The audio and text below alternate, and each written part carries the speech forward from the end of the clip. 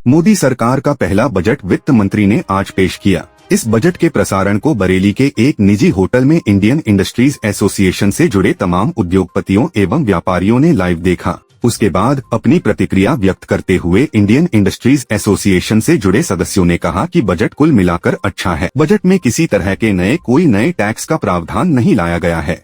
साथ ही मुद्रा लोन लेने की रकम को 20 लाख रुपए करने के साथ युवाओं को रोजगार के लिए निवेश प्रावधान किए हैं। कुछ उद्योगपतियों ने बजट पर अपनी प्रतिक्रिया व्यक्त करते हुए कहा कि बजट में सबके लिए कुछ न कुछ है। इस बजट से देश में व्यापार करने के और अवसर पैदा होंगे।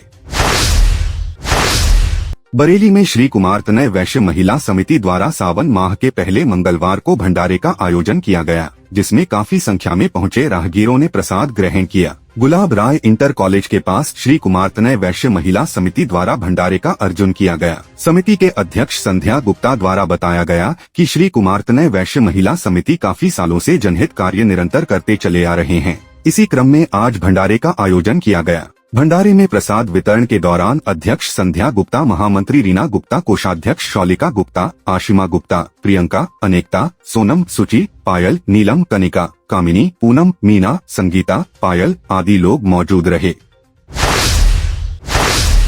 बरेली में कस्तूरबा गांधी आवासीय बालिका विद्यालयों के संविदा कर्मचारियों ने प्रदर्शन किया और बताया कि उत्तर प्रदेश के बेसिक शिक्षा विभाग के अधीन विभिन्न जिलों में महानिदेशक स्कूल शिक्षा व राज्य 746 कस्तूरबा गांधी आवासीय परियोजना कार्यालय लखनऊ द्वारा संचालित तालिका विद्यालयों का सकुशल पूर्वक संचालन वर्ष 2005 से अबाध गति से होता चला आ रहा है, लेकिन आज तक अल्प मानदेय संविदा पर कार्यरत कर्मचारियों को नियमित करने व विभिन्न समस्याओं के निराकरण की दिशा में शासन एवं विभागीय स्तर से कोई पहल नहीं किया गया। विभिन्न श्रेणी वर्ग में कार्यरत संविदा कर्मचारियों को आपसे बहुत आशा व उम्मीद है कि आप हमारी समस्याओं की तरफ ध्यान देंगे। हम सभी कर्मचारियों की समस्याएं का जल्द समाधान किया जाए।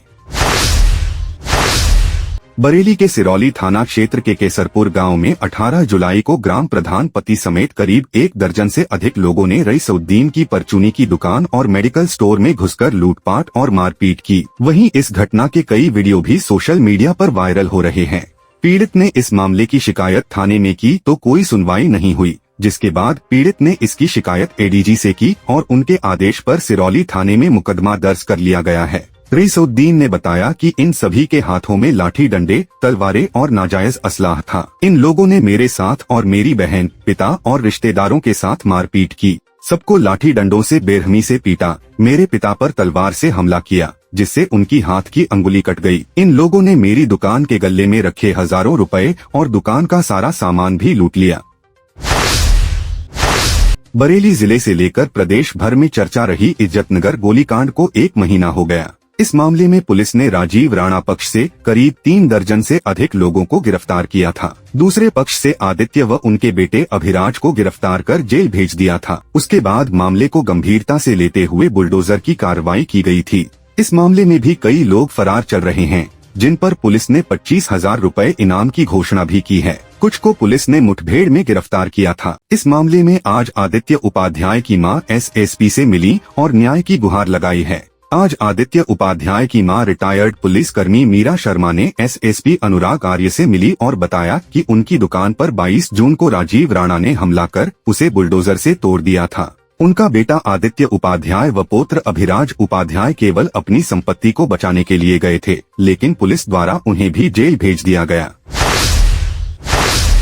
बरेली में भैंस को चराने जंगल में गए बुजुर्ग शाम को वापस भैंस को लाते समय पैर नदी में फिसल गया और डूबने से बुजुर्ग की मौत हो गई। परिवार वाले जिला अस्पताल लेकर पहुंचे। डॉक्टर ने शव को मोर्चरी में रखवा दिया गया। थाना बिथरी चौनपुर क्षेत्र के गांव बहगुलपुर निवासी 62 वर्षीय रामचंद्र पुत्र झंडू सिंह भैंसों को जंगल में चारा चराने ले गया था। शाम को भैंसों को वापस लाते समय रास्ते में रामचंद्र का पैर बहगुल नदी में फिसल गया, जिससे रामचंद्र नदी में गिर गए। पानी ज्यादा होने के कारण रामचंद्र बाहर नहीं निकल पाए और पानी में डूब गए। गांव के एक लड़के ने बताया परिवार वालों को रामचंद्र नदी में डूब गए हैं। परिवार वाले बहगुल नदी पर पहुंचकर तलाश शुरू कर दी। 1 घंटा बाद रामचंद्र को नदी से बाहर निकाला, उनकी मौत हो चुकी थी। बरेली में संदिग्ध परिस्थितियों में विवाहिता ने फांसी लगाकर आत्महत्या कर ली। घटना की सूचना पर पहुंची पुलिस ने शव का पंचनामा भरकर पोस्टमार्टम के लिए भेज दिया। थाना कोतवाली क्षेत्र के बिहारीपुर निवासी रमेश ने 1 साल पहले अपनी 27 वर्षीय बेटी कोमल का विवाह थाना बारादरी क्षेत्र के संजय नगर सैनिक कॉलोनी निवासी गौरव के साथ किया था। परिवार वालों का आरोप है कि उनकी बेटी कोमल को आए दिन ससुराल वाले परेशान करते रहते थे, उसे कम दहेज लाने का ताना देते थे। गौरव भी उसके साथ मारपीट करता था। ससुराल वालों ने उसकी हत्या कर दी। गौरव ने कमल के भाई राजीव को बताया उसकी बहन ने सुसाइड कर लिया है।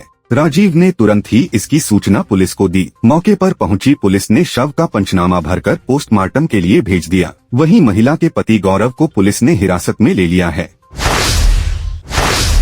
बरेली में देर रात शराब देने से मना करने पर दबंगों ने सेल्समैन के साथ मारपीट की और दुकान में तोड़फोड़ करने के बाद जान से मारने की धमकी देते हुए फरार हो गए। सेल्समैन ने आरोपियों के खिलाफ थाने में रिपोर्ट दर्ज कराई है।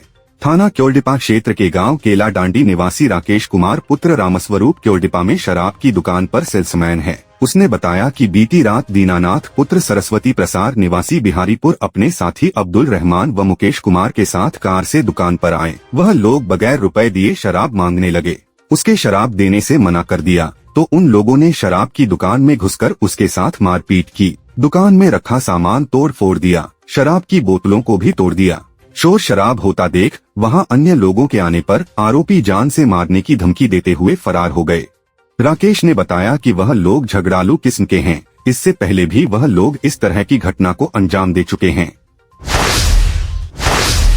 बरेली में इको कार से आए युवकों ने तमंचे के बल पर एक युवक की नाबालिग बेटी का अपहरण कर लिया। जब तक वह कुछ समझ पाता आरोपी उसे तमंचा दिखाकर फरार हो गए। युवक ने अपनी बेटी को काफी तलाश किया लेकिन उसका कोई सुराग नहीं लगा। उसके बाद उसने आरोपियों के खिलाफ थाने में रिपोर्ट दर्ज कराई है। पुलिस मामले की जांच में जुटी है। थाना कैंट क्षेत्र में रहने वाले ट्रैक्टर चालक ने बताया वह अपनी बड़ी बेटी के घर से 20 जून की रात अपनी छोटी बेटी के साथ वापस आ रहा था। इस दौरान उसके घर के पास शान अस्पताल के पास दिलशाद पुत्र लियाकत इको वैन से आया। उसके साथ 2 नकाबपोश युवक थे। दिलशाद ने इको कार रोकने के बाद उस पर तमंचा तान दिया और उसकी नाबालिग बेटी का अपहरण कर फरार हो गए। वह भागते हुए अपने घर पहुंचा जब तक वह इको कार का पीछा करते हुए बाइक से आए। कार वहां से दूर जा चुकी थी। उसके बाद उसने कई जगह अपनी बेटी को तलाश किया लेकिन उसका कोई सुराग नहीं लगा। युवक ने आरोपियों के खिलाफ बेटी के अपहरण की रिपोर्ट दर्ज कराई है। बरेली में विकासखंड बिथरी चैनपुर के ग्राम प्रधान प्रतिनिधि से थाना भुता प्रभारी ने अभद्रता की और उनके साथ हाथापाई की जिससे उनके सम्मान को ठेस पहुंची। इस मामले में आज समस्त ग्रामवासी व ग्राम प्रधान संगठन के लोग एसएसपी से मिले और इंस्पेक्टर के खिलाफ कार्रवाई की मांग की है। ग्राम प्रधान संगठन के पदाधिकारियों ने बताया विकासखंड बिथरी चौनपुर के ग्राम प्रधान प्रतिनिधि अरुण पटेल को थाना प्रभारी भुता द्वारा सर्वसमाज के सामने बेवजह बदतमीजी व हाथापाई की जिससे उनके सम्मान को ठेस पहुंची। थाना प्रभारी की इस हरकत से समस्त ग्राम प्रधान में रोष है। उनका आरोप है कि पुलिस विभाग लगातार इस तरह की हरकतें कर योगी सरकार की छवि खराब करने में लगी है। ऐसे पुलिस कर्मियों पर तत्काल प्रभाव से कार्रवाई की जाए।